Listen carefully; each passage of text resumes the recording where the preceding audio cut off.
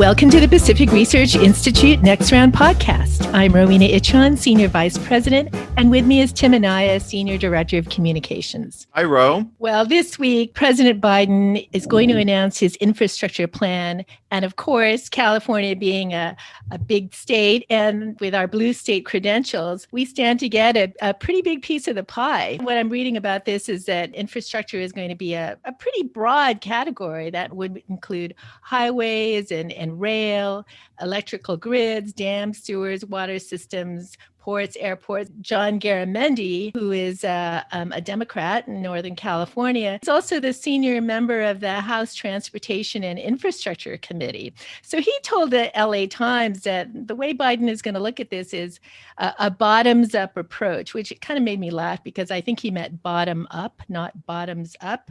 But I don't know. Well, he really probably does mean bottoms up because we're going to both have to take big gulps of our wine after all the taxes we'll be paying. Oh, absolutely. And you wonder, too, when you're looking through, they call it Build Back Better. And they certainly talk about all of these types of projects as things that Republicans have supported in the past. And they certainly hope that there will be bipartisan support for these proposals. But when you look about California and all of our infrastructure needs, when you hear Biden talk about railroads, shoring up railroads, well, the first thing that comes to mind is high-speed rail. And if you're sitting over at the California High-Speed Rail Authority, you're probably pretty happy today because billions of dollars are going to be coming your way from Washington to shore up our beleaguered high-speed rail program, which one of the speakers on our podcast today, my former boss, Connie Conway, always called it the little engine that could. And then when you're talking about dams and infrastructure, and that kind of infrastructure, well, is there going to be any money for new storage? It's not just about shoring up so that we don't have another Oroville Dam situation, which obviously is very important and needs to be done. But are we going to build the additional water supply that we need? That's I think, big questions that remain to be answered. I think Green New Deal proposals are going to get in the way. So instead of building the storage facilities, the water storage facilities that we need, the dams, fixing our contaminated water situation. A lot of these rural areas in California get contaminated water. We've got all these old bridges. We've got faulty electrical grids, and not to mention the potholes. So is the money really going to go to these infrastructure repairs that California really does need versus, charging stations and things like that are a long way away and most people still don't have electric cars? Well, on the Green New Deal, it's interesting. I'm going through my fun of this week is going to be I'm having my heater and air conditioner and all the ductwork replaced in my house. That's long overdue. And the fellow came over the other day and was going through all of the rebates that I can get. And yes, I broke down and I got the green version, the all-electric non-gas version, because I'm getting $11,000 in rebates. Oh my. And it was fun. He was going through all the different things. And well, if you did this and you did that and you did that, here's all these other green rebates that you can get. Well, if you can get that now, imagine the kind of spending and the kind of money that Washington is going to spend for maybe even more of these rebates. And I'm happy to benefit, don't get me wrong, but those are hugely expensive. And who's going to be paying for it? Is it ratepayers? Is it taxpayers overall? And who is it really going to benefit? Is it going to benefit people like me? Our poor folks who need to get a new heater air conditioner, are they going to be able to take advantage of these benefits? So the proof will be in the pudding when we see what kind of green energy and Green New Deal programs that this new infrastructure spending is going to subsidize. Well, I remember when Obama, back in the days of the Great Recession, that he was going to fund a lot of these shovel-ready projects. And I've got to wonder, what actually happened to those shovel-ready projects? And we've got the California Environmental Quality Act, Sgma hanging over our heads, the NIMBYs, the bananas, the environmentalists. Even if we do get money for the bridges and the roads and the dams and storage, What's the environmentalist going to do? I think they'll Well, probably stop it. I know one thing's for sure. I think that's a good question. Whatever happened with all of that Obama money. One thing we know will happen whenever this legislation passes, you're going to see big signs on freeways and streets all around the state.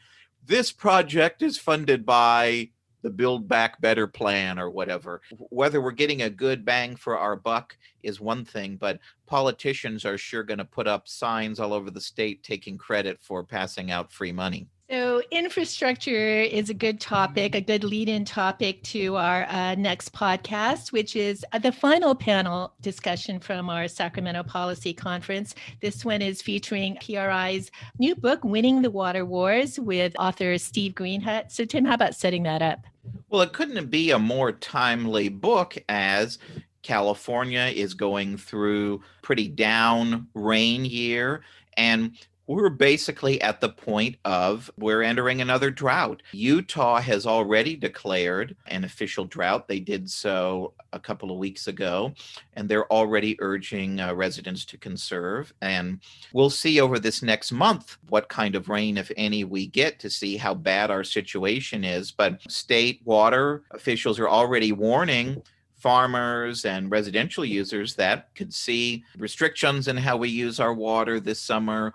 Farmers are already seeing their supplies from the state being cut back. And so it really brings up kind of key point that Steve makes in his book, and that is really some of the focus of the discussion on our panel is, are we managing scarcity? And really, scarcity in, as you'll read in the book, is created by government policy, or are we promoting abundance? Are we building the additional infrastructure, both storage and conveyance, that we need to ensure that we have an abundant water supply that we need for generations to come? We have the certainly the water in the state. Question of, are we capturing it? Are we using it as efficiently as possible to serve the needs of the people? So you have a really interesting panel of experts. As I mentioned before, my former boss, Connie Conway, who was former assembly member from the Central Valley, Tulare County supervisor, president of the California State Association of Counties, longest serving post-term limits Assembly Republican leader. And she played, and I was happy to be on her staff during this time when we were negotiating the 2014 water bond. And it was the first time in generations that for all these water bonds, we actually got sufficient money to build two key above ground storage projects. Not surprisingly, that's been mired in politics over the 6 years or so since those discussions were going on. And so you'll hear her talk about that and her perspective on both the policy and the funding of it.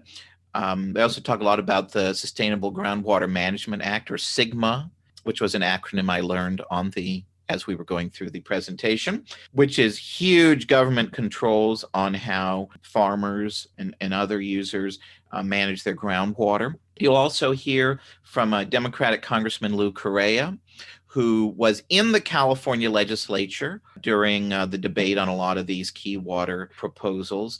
And he'll talk about, what path is the Biden administration going to take? The new Secretary of the Interior, Deb Haaland, who will play a key role. What role is she going to take? And then you'll also hear from Brett Barbre, who is currently general manager of the Yorba Linda Water District. But previously he served on the Metropolitan Water District Board. And so you kind of hear his perspective as a local water agency manager and someone who had a front row seat in local and regional water decisions. So I think it's a really interesting discussion, a really timely discussion now with some heavy hitters in water and ag policy in California. So hope you all enjoyed, and I hope you all go on Amazon and buy a copy of Winning the Water Wars. Yes, and it's actually, you might think that water policy is kind of dry. First of all, it's a beautiful book. It was designed by our graphic designer, Dana Beagle. And what I loved about this is it also goes through the history of water policy in California. And I bet listeners don't know this. I didn't know it, but that Arizona actually declared war against California over the Parker Dam back in 1934. Over the construction of Parker Dam. It was a water rights conflict that erupted between the governor back then, and he actually declared martial law.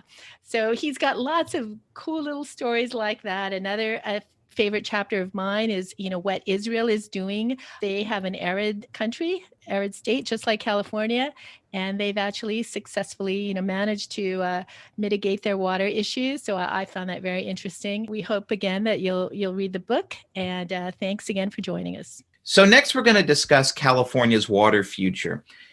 Federal water policy affecting California can best be described as being in turmoil in recent years. It was literally an example of the pendulum swing that's often used to describe our politics. You had a dramatic shift in policy during the Obama administration. Then there was an equally dramatic shift the other way during the Trump administration. And now we're poised for another shift as the Biden administration takes office. If Evan could put up the slide here, PRI recently published a book on water in California. It's called Winning the Water Wars. And I encourage, we have the, that's what it looks like there. It's available on Amazon.com or your favorite online bookseller. And, I think if you think about, admittedly, a provocative title of Steve's book, when you're describing these issues that have gone on for decades, calling it the water wars is really not that far off from reality. I love this anecdote that Steve has in the book about this dispute between Arizona and California over the construction of the Parker Dam back in 1934. Thanks for being here. And the Arizona was so upset with California that the governor actually created a navy. And one Arizona lawmaker provided 2 steamboats, and she became the admiral of the Arizona Navy. So we're pleased to have moderating our panel today. Evan, thank you for that slide. We're pleased to have the author of Winning the Water Wars, Stephen Greenhut, to lead our discussion of California water policy. And he's going to lead a discussion with a distinguished panel as they preview the course the Biden administration will likely chart on water policy. They're also going to talk about some of the potential landmines that could lead to big political fights over water in the coming months. And they'll talk a little bit about how the free market, ideas like water markets could help solve and address some of these disputes over our water future once and for all. In case you're not familiar with Steve and his work, he's the Western Region Director of State Affairs for the R Street Institute. He's also a member of the Southern California News Group editorial board, and he writes a weekly column that's published in their 11 newspapers. And we like to say previously, Steve was with us here at PRI overseeing our Cal Watchdog News Service. So with that, Steve, the floor is yours. Oh, great. Well, thanks for having me, and I'd love to talk about water. And I thought I'd start with a quote from the great naturalist John Muir. I mean, despite San Francisco's wacky decision to strip his name from an elementary school for some imagined slight against political correctness, I actually found, while researching my book, the most politically incorrect Muir quotation of all times from his little-known essay on agriculture. I'll quote him here.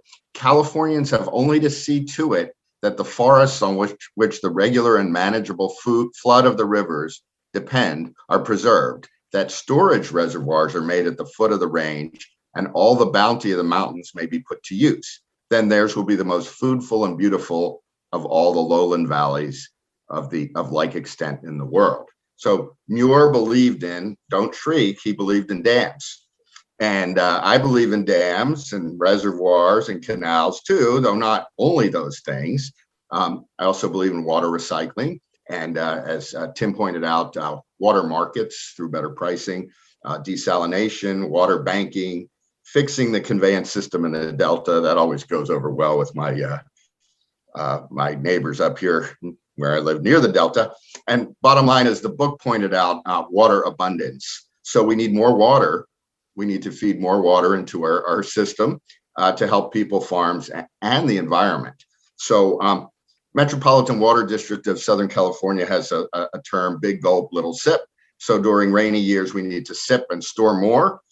It's not that tough of a concept, provided that's the goal of policymakers. And the problem, as we'll see, is it hasn't really been a big goal of the California policymakers, and maybe not going to be a big goal of the new administration. So here, I'll just quote myself here because it's easier than reinventing the wheel.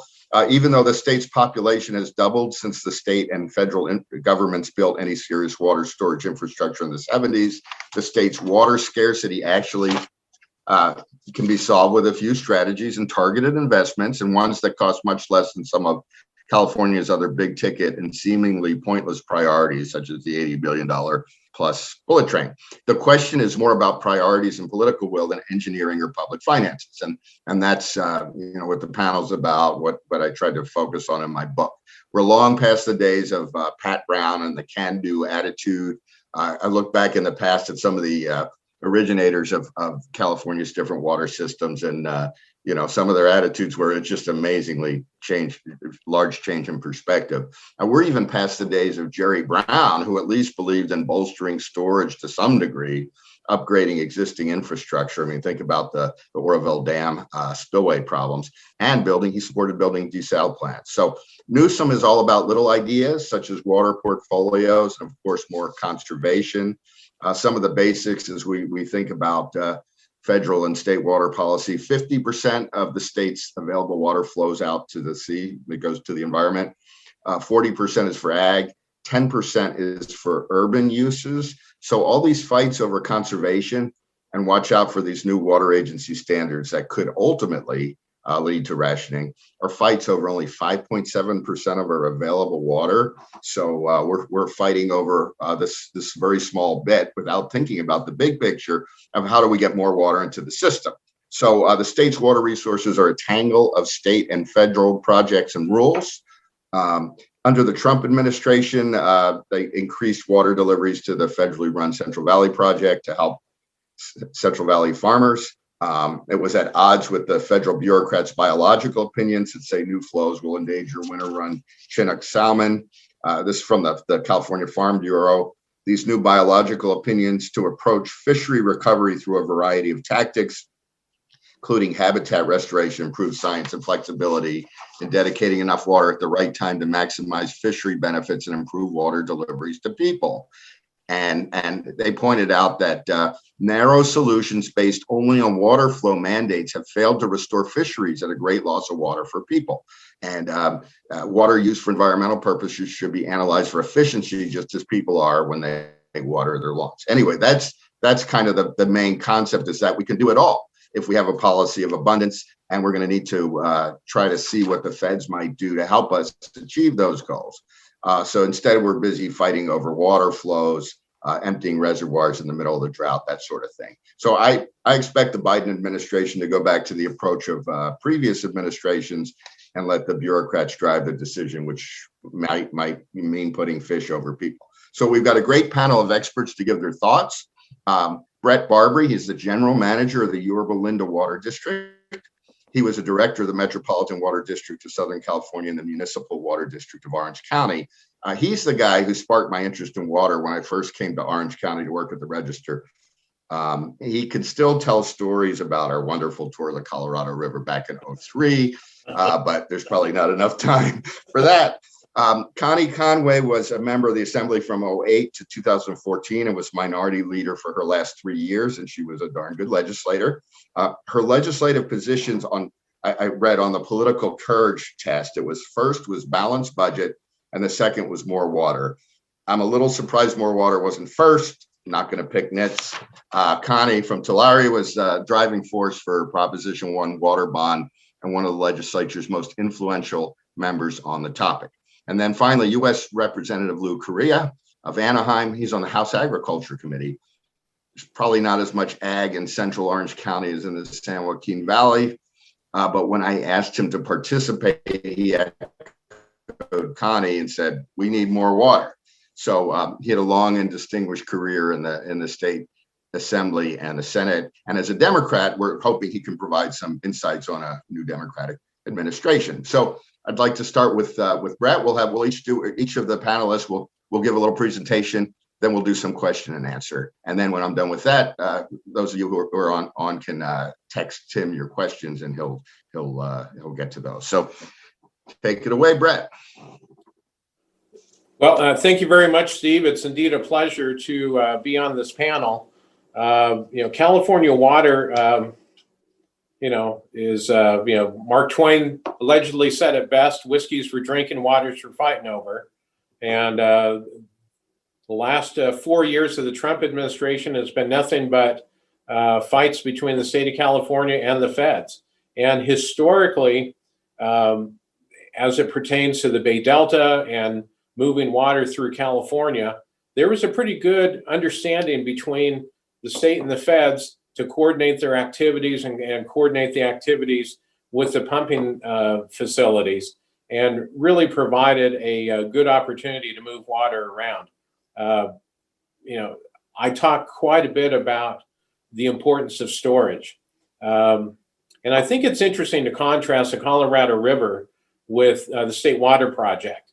You take a look at the Colorado River, you have an average annual flow of roughly 15 million acre feet, but they have 60 million acre feet of storage. So they have 4 times the amount of storage as average flows, which means they can capture every drop in that watershed and save it for recreation, for power generation, flood control, and obviously water supply. Contrast to the Sacramento San Joaquin Bay Delta, you have 32 million acre feet of average flow in an average year, but we only have 16 million acre feet of storage, and that's 50%. So that means there's going to be a perpetual shortage unless we continue to find ways of moving water. We have a phenomenal system, the State Water Project, where we can take a drop of water from the Oregon-California border and move it down to San Diego. It's fantastic that we can do that. The problem is we have that little choke point in the Delta, and I don't want to get too mired in that. But I think it's important to talk about investments in storage in California. The O'Shaughnessy Dam was the first major dam constructed in 1923. That was for Hetch Hetchy. Parker Dam was built on, as Steve talked about, on the California-Arizona border. Metropolitan paid for that. That was 1939. Shasta Dam, which holds 4.5 million acre feet, was built by the feds in 1945. Oroville Dam, 3.5 million acre feet of storage for the State Water Project. That was completed in 1968. From 1968 until 1999, there was very little substantial storage constructed in California. And Diamond Valley Lake, which 800,000 acre feet, which Met paid for in 1999, is the last major project that really has provided that. Met built that facility to provide storage, provide the ability to put in either State Water Project or Colorado River water, which we have access to both, but also primarily it was there to reserve water to make sure the groundwater basins remain full. And you can't help, and I'm sure Connie will talk a lot about what happened in the state, in Central Valley, when they stopped getting their water, they started tapping the groundwater basin, and they kept overdrafting that. But what can we expect from the Obama administration? The Biden administration. I think we're going to see a lot of the same policies of the Obama administrations. If you look at the Table A allocation on the State Water Project and the CVP ag allocation, in 7 of the 8 Obama years, that allocation was lower than the State Water Project. And contrast that to the 4 years of the Trump administration. 2 years, the feds had a higher allocation than the State Water Project. In 2 years, they were equal. So I think you're going to go back to those days where they want to limit, they want to reduce the amount of water usage, And I think it's going to be a real challenge. I will say that there are two people that I'll mention who are going to be joining the Biden administration in water specifically. One is Tanya Trujillo, and Tanya is going to be the Principal Deputy Assistant Secretary for Water and Science. She has a great background in water. She worked for Senator Bingaman from New Mexico. She ran the Colorado River Board for California. She really knows those issues. So I'm hoping she will bring a good continuous perspective that we had from Brenda Berman at the Bureau of Reclamation. And then Camille Totten will be the Deputy Commissioner at Bureau of Rec. She's very highly regarded on both sides of the aisle, on the House and Senate side. So hopefully there will be some consistency, but I really don't know who is going to be leading the charge on water policy. But it's going to be very, very interesting. But the final comment I will make is people keep asking, won't Vice President Harris spend a lot of time on water and really try to help the state? And my comment to that is I remember flying from DC back to LA. She was seated next to me, and before the door closed, I sent a text to Jeff Keitlinger, who's the general manager at Met. And he knows all the major players and meets with all the major players. And I said, Jeff, is there anything you'd like me to chat with AG Harris? She'd been AG maybe 5 years and was running for the Senate. And he said, yeah, ask her if she'll actually meet with us. And I found it astounding that she'd been AG for 5 years, and ag and environmental issues were big for her, and Met's the biggest player in water, and she had never met with Metropolitan. And I thought it was instructive. She got elected to the Senate, was appointed to Senator Boxer's old committees for the most part, one of which was EPW, Environment Public Works. Boxer did a lot for California, was actually a pretty good senator on some of those issues. And the first thing Harris did was request to be put on another committee. So I'm not sure she's going to spend a lot of time on it. Water is very controversial in California. You have winners and losers. And I really think she'll want to stay above that as she did as AG and as a senator. So that's all I'm going to say for now. And Steve? Well, thanks, Brett. I appreciate it. And Connie, take it away. Oh, you gave me a big opening. When you tell me to take it away. I just appreciate the opportunity to be here today and to be included in anything. People are very gracious. They say the former assemblywoman, a former county supervisor. I tell them I think I'm kind of like Prince. Remember when he changed his name to the artist formerly known as Prince? Maybe I'm the artist formerly known as Connie Conway. I don't know. And I don't know if that's good or bad. But I wanted to focus a little bit. First of all, Steve, I have to tell you, I really appreciate the title of your book, Winning the Water Wars. But right underneath that, the little subtitle, promoting abundance rather than managing scarcity. That really hits home for someone like me, because when we had our all of our conversations on the water bond, I really felt that's what we were doing. We were micromanaging like leftover water instead of talking about the source and what we needed and what we had, what we could do. And the water bond that I was working on is well known. But prior to that, the first iteration, it was really based on that. And that was a standard set by Senator Cogdell and Assemblymember Valines and their staff, who were then part of my staff, Aaron Guerrero, Deborah Gonzalez et al. Full disclosure, Tim Anaya was on my staff too. But so they gave us a basis and a foundation, but then it got very convoluted after that. And I think one of the things I want to say about what happened with the water bond, every day had daily conversation with the governor and his lawyers, Secretary Ross, and it's about interpretation. And so I think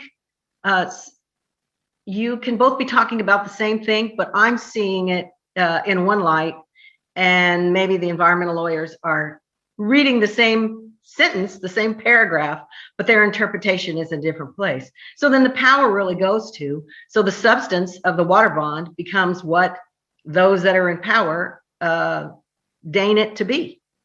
this is my interpretation, and this is how we're going to do it. And while I was very grateful to be part of the conversation, there's people that you've all heard the saying, if you're not at the table, you're on the menu.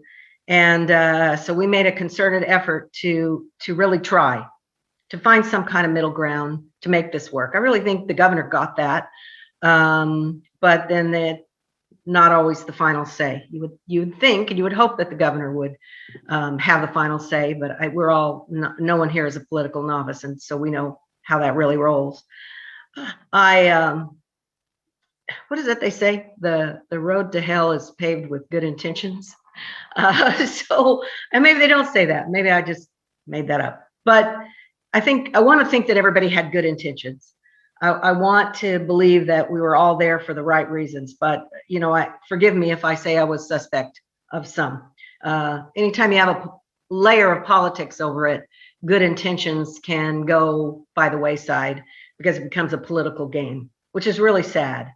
Because at the same time we're promoting everyone has the right to clean, clear, water. That's a basic human right, the state of California said. And yet our policy would deny that. I mean, when we're letting this water flow out and we're not capturing it and we're not helping cities and we're not helping communities and hurting agriculture, these farm workers and the folks that people really profess that they care about, and I believe they do, of course, all of us in agriculture do, they are what helps agriculture succeed. Yet with our stinginess with the water, we are denying them a basic human right according to the tenets of the law. So it's really interesting to me. I tell you, I used to get really stuck on another tenet that's still hard for me to figure out. Because so you're overdrafting, you guys are overdrafting, we got to refill, we got to do storage, we got to refill the water table. But if you don't store the water, how are you going to refill? How are you going to recharge? That was something I never could get someone to give me an answer that made sense to me. Storage, we're able to recharge. It just seems like a simple prospect to me. Something else that I never could figure out is why there's no effort to deal with the sewage, and which isn't a very pleasant subject, but that is causing the problems in the Delta. We're just flushing them. We're flushing the Delta and the Bay Area through the Delta with fresh, clean water that could be used for so many other issues in California, even for the environment. I just don't understand why we are willing to throw that away, if you will, because that's what it feels like. And in particular, the storage issue, where we have existing facilities, why can't we make them hold a little bit more? That's what really makes no sense to me. Although I would have conversations with those representing the Bay Area, and I said, we've probably been looking at this all wrong. You're right. We should take these dams down. We've got to let this stuff roll free. Let's start with Hetch Hetchy. Oh, well, we can't touch that because that's our water. And so, that just shows me, how sincere are we in talking about this? As you all know, I talk too much and I can go on and on. The last thing I want to talk about, just because it's been come up in the last couple of months for me, is the issues around Sgma and what's actually going to happen with that. I'm very, very worried about that and how that impacts our state. The economy of California, you can like agriculture or you can not like it, but California depends on agriculture. What I learned in running the Farm Service Agency on behalf of the USDA for the state of California, we grow such a variety of crops here. We are literally feeding the world and ourselves. And why someone would want to impugn that and take that away from us, it's very, very difficult for me to understand some of those things. I think I told you, Steve, the other day, I'm from the Rodney King School. Why can't we all just get along? I mean, the abundance is there. We have to figure out how to make it available and something that's usable for all. And right now it's not. It's highly out of balance. And if I told you what I pay, my water bill is monthly at one of my homes that I don't even occupy full time, It kills me. It's more than my electricity bill in my main home. So it's a scary thing. And I do worry about our state and all of the implications that come from this. But I'm really thrilled that Congressman Correa, an old friend from the legislature, is on the Ag Committee, because now, Lou, the problem is people like me are going to be calling you. And so I'll be anxious to see his interpretation. I did talk to one of my old colleagues at the Farm Service Agency this morning, and I realize we have transitioning administrations, but some of the money that was promised to California agriculture has now been shut down. I don't know if that's temporary or they're just getting their act together, but that's worrisome to me too. What progress that was made under the other administration. And we're not talking personalities or any of those other things. I'm just talking about water, how important that is to every single Californian. I hope we can continue down a really good path with that. And thank you again for allowing me to preach, as my friends say. Thanks, Connie. And Congressman Correa, we see you're in your Capitol office, and I'll turn it over to you, sir. Thank you, Steve. And first of all, let me apologize to you. I'm not going to be able to stay on too long. I'm in the middle of voting and running back and forth from the floor. But let me say it's an honor to be with you, Steve, with Brett and Connie. You're all some great teachers, and I'm going to look forward to working with you even more now that I'm on Ag Committee to really dig deep into the issue of water. Connie's absolutely right. We've worked on storage of water in California for a number of years, and I was with her on many of those public policy decisions, because I also believe in creating good jobs for California, for farm workers, for others, and more importantly now as a congressman, as I look at our country, as our state as well, on national defense, I'm a firm believer that a couple of big pillars we have to focus on. Make sure that America, California, is an energy exporter. We want to make sure we don't have to go to war over energy. I grew up in the 70s. I know it's a long time ago, but I was a victim. I felt that OPEC, oil weapon turned against us and the recessions that ensued. I remember waiting at gas stations for hours at 5 a.m. to buy 2 or 3 gallons of gasoline. And I think the same could be said about food. We have to make sure that America as a country is able to export food and not be dependent on anybody for feeding our population. And I'd rather have us exporting to our friends and allies around the world than to be importing food from around the world. With that being said, the questions that have been asked today are good. The question is, where will the Biden administration go? And over the last few days, I've been asking that. Connie, from your legislators, from your Congress people around you, I've been asking them, what do you all think? Where are we going with the Biden administration? And my Democratic colleagues have said, we're waiting to see.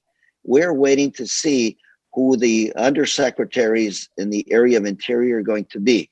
We're waiting to see how we can work with California and Washington. Yes, under the Trump administration, we had these fights, Fed versus state. I think we've got to figure out a way to, as Connie would say, get along and figure out those areas of commonality that we can push.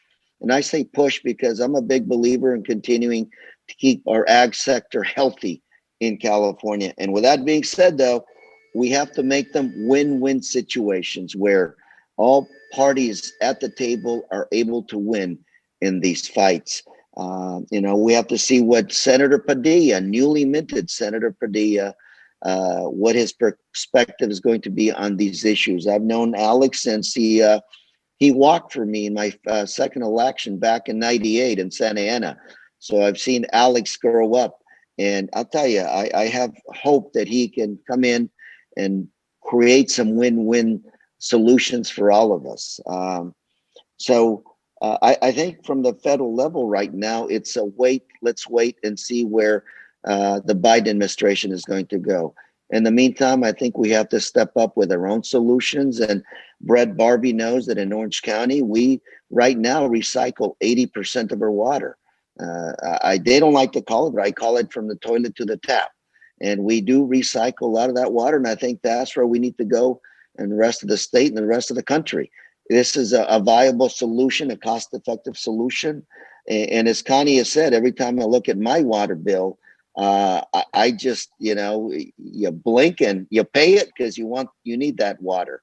But it's not about just Lou or Connie, but it's folks at every social economic level in the state of California that need water, and we have to make sure everybody can afford water, and we got to make sure that farming continues to get the water that they need to continue to feed us.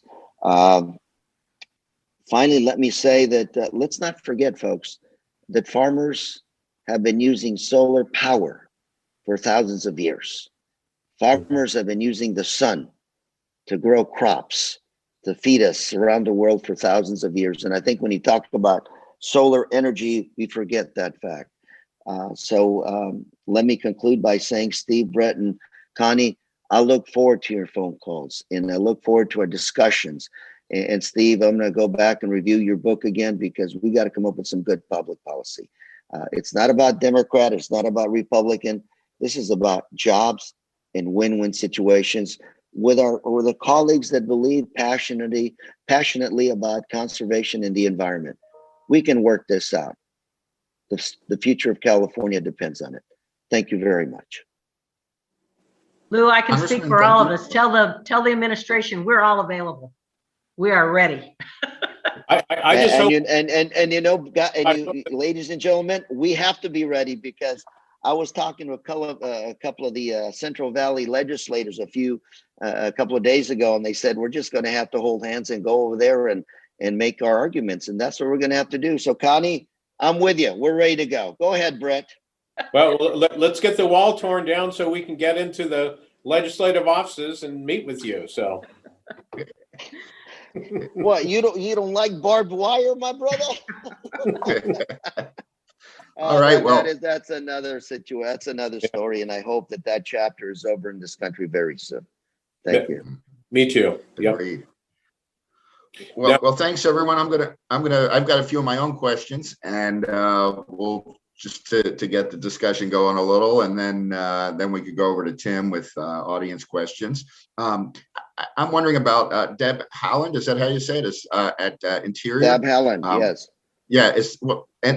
Luke, you want to start on that? What do you think of her as a choice in terms of water policy?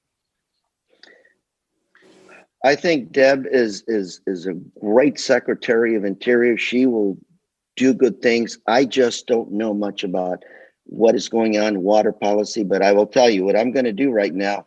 I'm heading over to the floor to vote right now. If I see her, I'm going to grab her and I'm going to ask her, Deb, what are you thinking about in this area? And I'll get back to you. How's that? Great. Get her address. I'll send her my book. You know what?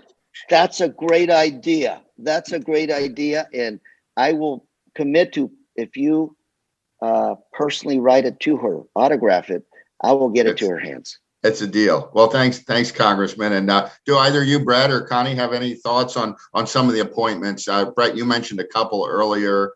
Connie, do you have any thoughts? Have you worked with any of these folks? Not the ones mentioned, but it sounds as though Brett has, and so that's a good thing. I'm, constantly, Steve, I get frustrated on occasion. I used to say I was starting my own political party, and it was going to be the RSA party. And people said, what is that? And it's like reasonable, sensible adults. That's who I'm looking for. That's who I want to work with. And I just pray every day. It's not easy to be in these positions. I understand that. There's nothing worse than political pressure. But I do pray every day that the success of our country, depends on decisions that are made by unelected people. If you're an elected person, they can hold your feet to the fire. They can throw you out. You have a responsibility in representative government, but a lot of these decisions are placed in the hands of those that are not elected. They're appointed, and so much depends on their ideas and their whim and their background and where they're coming from. And it may sound a little, might not sound very kind, but I just don't understand where some of them are coming from, and that's frightening to me. I appreciate the ones that tell me from the get-go, hey, I don't like this, and this is going to be terrible and this is what we're going to do. I almost appreciate that conversation better than someone who keeps me like, where are you coming from with this? I'm really for full disclosure. Well, Connie, Thank you, Connie. that touches on an interesting issue that, the biological opinions are created by bureaucrats. And often, it's just public choice theory. We need people we need people in these agencies to do these things, but they come with it their own perspectives. And I'm wondering, I'm thinking that, the Biden administration might potentially be more apt to put stock in what the experts say and not challenge that. Is that a fear? Or maybe, Brett, you've thought about that? Because I know with, I forget the judge who had tossed out those biological opinions and had largely savaged some of the perspectives of those who crafted them. Yeah, no, Guys, I gotta go. We'll talk to you later. I gotta go vote. We'll be in touch. And, Okay. and I'll get that question answered for you, my friend, and get that book over to me. Talk to you soon, everybody. Okay, Bye-bye. thanks, Congressman. Appreciate your time. Yep, thank you. So Steve, I was going to say, there had been a deal reached on the biops, and assuming that holds, that's good. But there's a strong likelihood, there's still that mentality. Anything Trump did has to be bad, so we have to undo it. And so the challenge is, if they undo the biops that have already been kind of agreed to, if the Biden administration refuses to defend them, we'll be right back to the science of 2008. And there's been a lot of change since then, a lot of updates. And I think that's a real challenge. The other issue in listening to this is the whole energy water nexus. And we see in the state of California, they're limiting more and more of the ability to generate electricity. And as a result, we're having more and more brownouts. And there is that nexus between energy and water. And I've always felt it was counterintuitive to allow fresh water to flow from the mountains through the Delta and out to the ocean where it gets salty, and then go ahead and pay in Southern California to use a significant amount of energy to take the salt out of the water and then serve it. We already have a system in place where we can move it. And it just seems counterintuitive. So I'm really concerned about that energy water nexus, because if they're going to be driving shortages of energy, it's the same thing is going to happen on the water side. Well, Brett, on that point, the dams that are going to be demolished along the Klamath River, those aren't water storage dams; they're power. It's about power. Yep. So is that of particular concern to you, or do you think those dams are sufficiently outdated that they're pretty old and really don't play a significant role? But the more water you have, the more ability you have to generate power. Obviously, raising Shasta Dam, that's something that's been on the books for years. Just raising it 18 feet will yield 634,000 acre feet. And that would be a huge benefit to be able to store that. Connie's talked about the importance of recharging the groundwater basins. That's why you have the storage. So you can recharge the basins. And when you take away that ability to store it, you can't do it. Sites Dam. Sites has been on the books for 40 years. They still can't get going. Temperance Flat, same thing. San Luis Reservoir, just raising that 20 feet will give us a huge yield. But there's such a battle every time we try to do that. And they keep preaching about the importance of groundwater storage, which, look, in Southern California and Orange County, we have the GWR, where we take the wastewater, we treat it, and we put it back into the groundwater basin to percolate down so we can reuse it multiple times. The problem is groundwater basins can't take the really significant storm flows that are coming down the mountains now.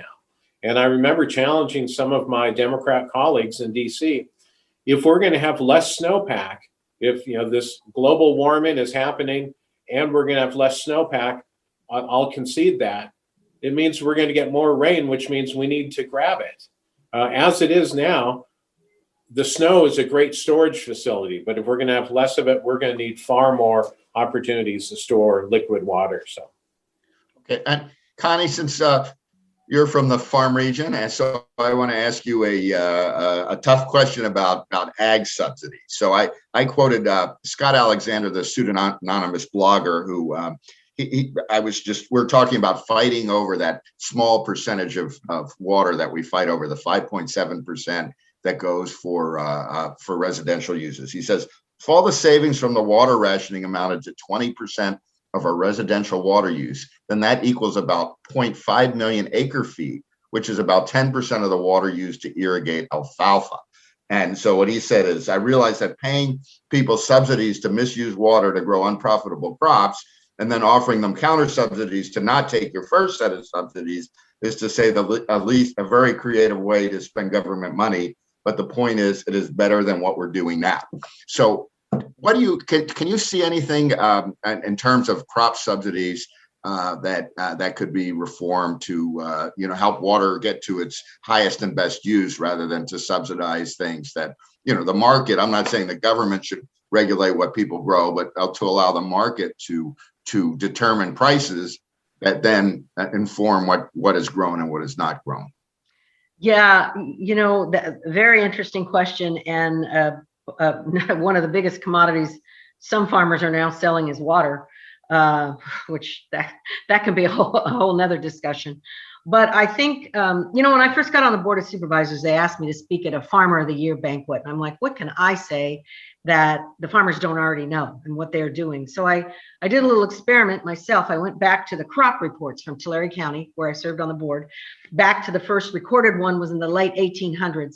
And I just tracked it like every 25 years. And at that time, that was in the 2000, probably 2002, I think, Tulare County was farming the same amount of land, but what a difference in the crop structure and in the yields. Of course, we got smarter and we got better as we went along, but you could see the influence. You could see when the orange trees came in, you could see the walnuts. I think what you see now in agriculture, and it is worrisome to me, everything is going towards the crops that use less water.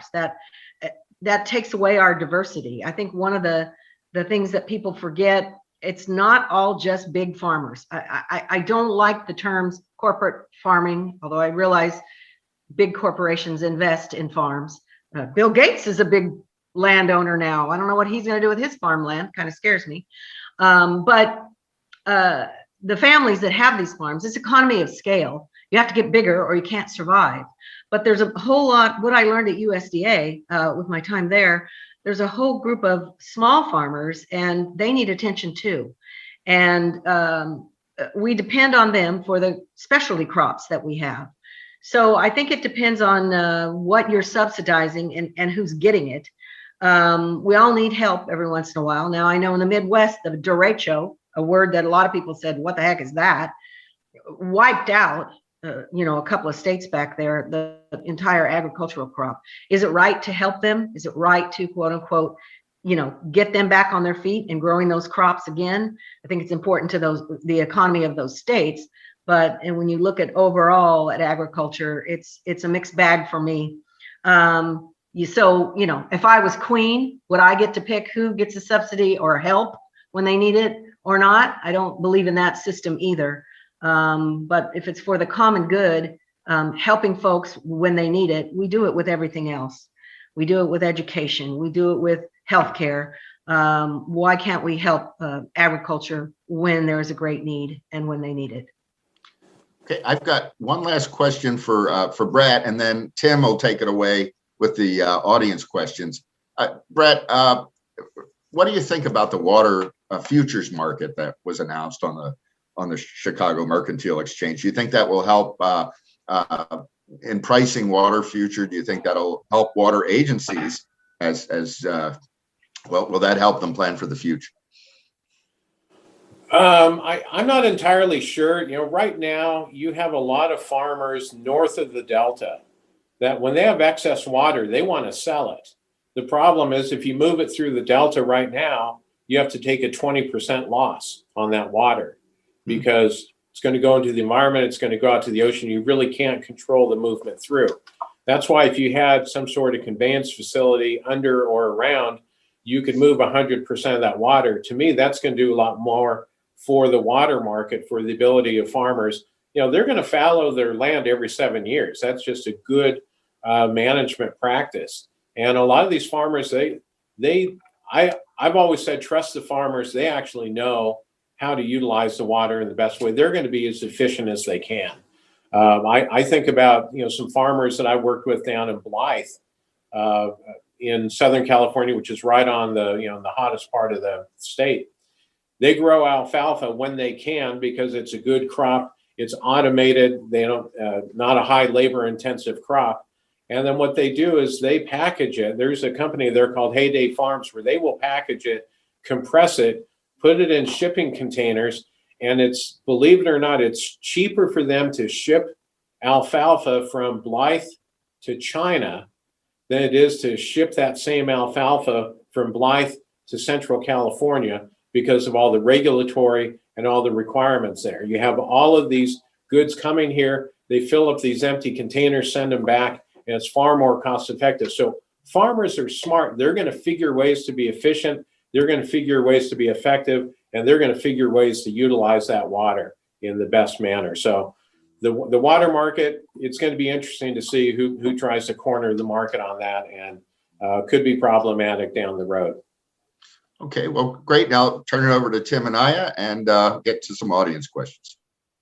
First question here is from Gail, and she wants to know, do you think the voluntary agreement effort will be finished and approved? Hopefully you all know what that means. I would hope the voluntary settlement agreements will be finished. My guess is because there was a Trump participation, it may not be finalized, and that's kind of a poisonous thing that we're dealing with now in the water community, because there are a lot of good things that were done, good policies that were pursued that are good for water supply, and they may just be 100% thrown out because they had that Trump stamp on it. Here's a question. This is from Rodney, and his question basically is about the governor's leadership in our current water issues we're having today. He notes that he's one of the participants putting together the Imperial Irrigation and San Diego deal and the related quantification settlement agreement, better known as the QSA to folks around here. And his point is, he suggests that we focus on problem identification and solution. And he says that, once all the legal posturing was put aside at that time, there was a grand stakeholder negotiation, and Governor Davis used Bob Hertzberg and then later Richard Katz to put everybody in the room and try to come up with a solution. So his point is we need leadership from the governor here. What are your thoughts on kind of where he's at and what he's been doing on these issues? For my part, I haven't spoken to the governor about it, but I would have to believe he's a little preoccupied with some other things right now. I don't know that it's on the front burner, but it should be. I appreciate Rodney's thoughts on, can't we all just get along? I mean, putting a coalition, putting people together that have the will and the need and they want to be a part of that decision making. That's a good thing. But I don't know how focused the governor is. I can't speak to his intentions. I don't have as close a relationship with him as I did with the two governors before him to know where he's coming from. But a pandemic and that other little signatory thing that's happening for the governor, I think are probably foremost in his mind right now. I'm not sure how much thought is given to the water part, which is sad because it's not going away and we need it. I mean, everybody needs that water. Everybody needs it. And I agree with that. I think Governor Brown had the ability. He had served twice. He had seen over the longevity some things that needed to be fixed. And I will say I was on the Met board when we were discussing funding the twin tunnels, and Met had the ability to fund both. And so we were working with the governor, and to tell you how committed he was and how much time he put into this, he sat down and he was making calls to different directors on the Met board. And I'm going to tell a story I may get in trouble for, but I'm going to tell it anyways. There was one member of the Met board who was mayor of one of our member agency cities, and he would not return the governor's phone calls. And the governor was so irritated, he called the head of the California Highway Patrol and he said, you call the chief of police in XYZ city, have him tell the mayor the governor's trying to get a hold of him and have him call me. And that's how they ended up discussing it. So Jerry Brown, once he focused on something and spent his time, he got it done. And that was fantastic. What frustrated me so much about Governor Newsom, he came in and he just threw it out entirely and said, we're going to do something more cost effective. And my comment was, Governor, we didn't ask the state to pay for this. The ratepayers in Southern California, we're going to pay for this. It's like Hoover Dam. How much did Hoover Dam cost the taxpayers to construct? Zero, because it was paid back entirely through power contracts. And that's one of the great things about the way infrastructure used to be built. It was built and there was a revenue stream to pay it back. And we're used to that in the water community, footing the bill for these things. And the governor just took that away. And I agree with Connie. He's pretty well focused on signatures being collected and COVID. So here's a question and another acronym. Are there any anticipated changes to Sgma under the new administration? Wow. I can only say that, who knows? I just, it's such a roll of the dice. I mean, I know people have been working on it and the time is running out and they have to have their plan and it's supposedly going to happen, but that's scary to me too. And I'm using scary as a word. It's probably not the right verb. It's of concern to me. And anytime you switch administrations, which I understand that, I get that. It's like changing legislators. The new person comes in and wants to have their own take and their own spin. But as we keep revolving these things, when are we going to get to a point where something's actually going to happen, something that's usable and amenable to most of the people? Sometimes I think that politics just wears us down. It can be very wearing when every day it's what's going to happen, what are we going to change, and it takes a lot of stick-to-itiveness. And I really appreciate those that are always willing to come to the table, still want to talk, still want to make strides. But I worry very much about Sgma, and a lot of that is hearsay from what I hear from other folks. I don't pretend to be an expert on that. Very well aware of it. I know the legislation passed right as I was leaving the state legislature. I wasn't a fan then. I'm not going to tell you that I'm the biggest cheerleader for it. I do realize that it exists and we have to deal with it, but I don't know. I worry that nothing good may come from it. Just my thought. The Sgma, of course, we got a question. What is that? That's the Sustainable Groundwater Management Act for our non-water policy followers tuning in today. Yeah, Tim, on that, on Sgma, I mean, it seemed like it was a reasonable idea in that, the cutbacks in water driving farms to overpump and leading to subsidence. But I was reading the David Sunding study, which pointed to, $7.2 billion in lost crop revenue and all sorts of environmental impacts. One of the things that I had thought was if we could find ways to extend the canals to some of like the Kings County farmers who don't have access to that water.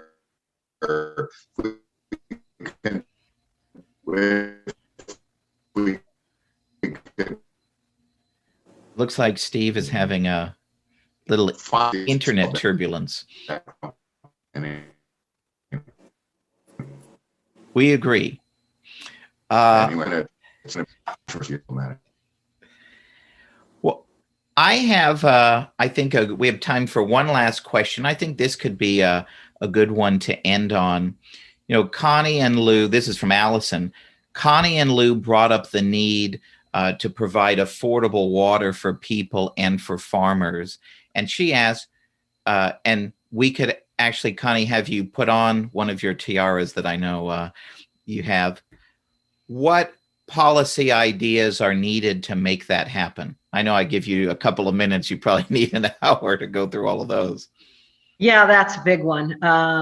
Well, the delivery system is certainly, as Brett and Steve, everyone has mentioned that, back in the days of Pat Brown or when all of that happened, and it's just so frustrating when that delivery system, and even today, it's paid for by the users, and yet they won't allow us to turn the pump on and make use of the water. That's it's something that is a frustration to many of us. I was okay with what I call we call it the twin pipes, or whatever. I use an old reference to Cheech and Chong because I'm from the 60s.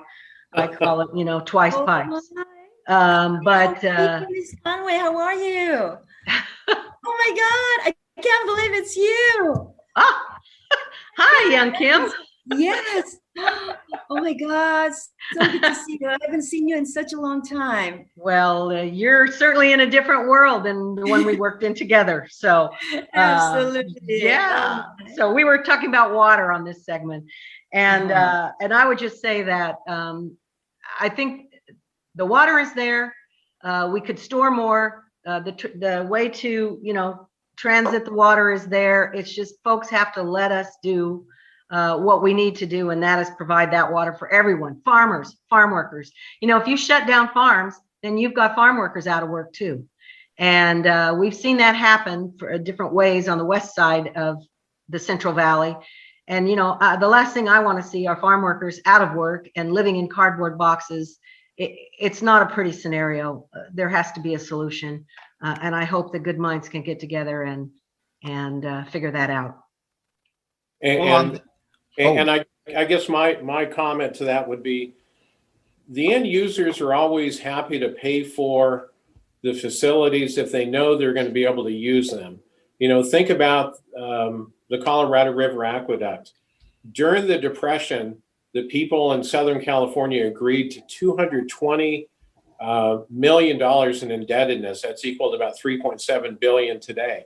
But they knew that water would get here and would be able to provide for the Southern California lifestyle. Same thing, that was my grandparents that voted on that. My parents voted to approve the State Water Project in 1960. And my generation, we keep getting told, no, we don't need to spend the money on this. No, just cut back. And we can't afford to do that. We have more people, in Southern California, we've learned how to be very, very efficient with our water. Farmers know how to be very efficient with our water. We're using the same amount of water in Southern California that we used in 1990 with significant population growth. We're far more efficient. We use it multiple times. But it's frustrating in the rest of the state, and the leadership won't let us make those investments so we can provide that abundant supply. I like to challenge people. Do you remember what provided the money to build the UC, Cal State, Junior College, Interstate Highway, and the State Water Project, the backbone of that? And it was revenue from offshore oil drilling. And so we've shut off that revenue stream entirely. And that is what really made California the golden state, why people wanted to come here. Now it's sad people are moving out. And hopefully some folks will step forward and change the course. Oh, great. Thank you, guys. Thanks for being on this. Thank you so much to everybody for this great panel on water. And I'm glad with Congresswoman Kim joining us, we got to have the band back together from 2014 for a moment. So who knew our conference would be like almost like This Is Your Life, bringing everybody back together for a moment. So thank you to Connie and to Brett and to Steve for a great panel. If you like this episode, please tell your friends and subscribe to PRI's podcast at iTunes, Google Play, Stitcher, TuneIn, iHeartRadio, and Spotify. And when you're on these platforms, don't forget to give us a big 5 stars. If you don't subscribe to any of these, you can still listen on PRI's YouTube page, youtube.com/Pacific Research 1. That's the number 1. Thanks for listening. I'm Rowena Itchon. Hope you'll come back again for next round with PRI.